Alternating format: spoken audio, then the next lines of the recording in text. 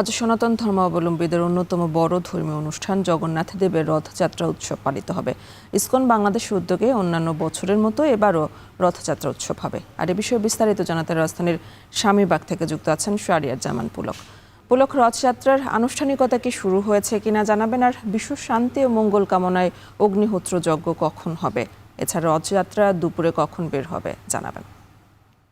আমাদের যোগ্য মঞ্চের মাঝে সবার সাথে মত বিনিময় করছেন আমাদের এখনো পর্যন্ত যেটি জানতে পেরেছি যে সনাতন ধর্মাবলম্বীদের যে রথযাত্রাটি শুরু হওয়ার কথা সেটি দুপুর নাগাদে শুরু হওয়ার কথা রয়েছে। আনুমানিক ৩টা থেকে ৩:৩০টার মধ্যে এই যে রথযাত্রাটি রয়েছে সেটি কিন্তু এখান থেকে ইসকনের স্বামীবাগের ইসকন আশ্রম থেকে কিন্তু চলে যাবে ঢাকেশ্বরী মন্দিরের উদ্দেশ্যে, এবং এর আগে যে আনুষ্ঠানিকতাগুলো রয়েছে সেই আনুষ্ঠানিকতাগুলোর মধ্যে কিন্তু কিছুক্ষণ পরে যে এই রথযাত্রার আগে যে যজ্ঞর আনুষ্ঠানিক কার্যক্রম সেটি কিন্তু কিছুক্ষণ পরেই শুরু হবে। এই যজ্ঞে মূলত আসলে একটি এই আচারের একটি গুরুত্বপূর্ণ অংশ, এবং এর মধ্যে দেবতার আরাধনা, মঙ্গল কামনা এবং শান্তির প্রার্থনা করা হয়ে থাকে।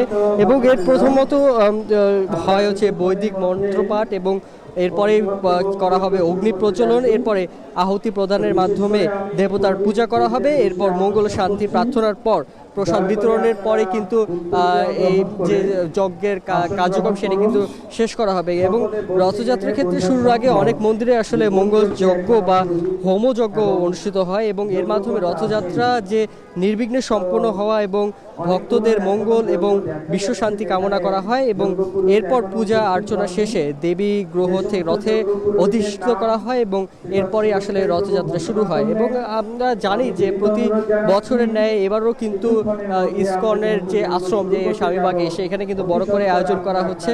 এবং এবার যে মূলত যে প্রতিপাদ্য তাদের সেটি হচ্ছে বন্যা কবলিত এলাকার যে মানুষরা দুর্যোগে পড়ে পড়েছেন তাদের জন্য আলাদা করে কিন্তু প্রার্থনা করা হবে দেবতার উদ্দেশ্যে। এবং প্রতি বছর আষাঢ় মাসের দ্বিতীয়তা তিথিতে এই রথযাত্রা শুরু হয়, এবং এরপর 9 দিন গুন্ডিচড়া মন্দিরে অবস্থান করে, এবং 9 দিন পরে কিন্তু এই ঢাকেশ্বরী মন্দির থেকে ফিরতি রথযাত্রা আবার এই যে স্বামীবাগের ইসকন আশ্রম রয়েছে সেই আশ্রমে কিন্তু এসে তারা আবার আসবেন।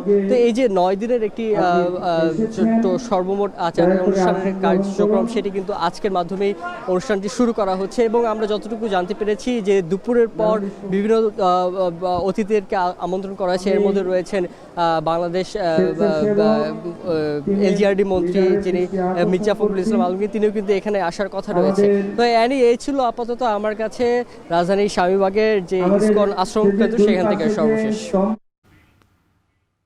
জগন্নাথ দেবের রথযাত্রা উৎসব পালিত হচ্ছে আজ, আর সে খবরই জানাচ্ছিলেন সহকর্মী শাহরিয়ার জামান পুলক।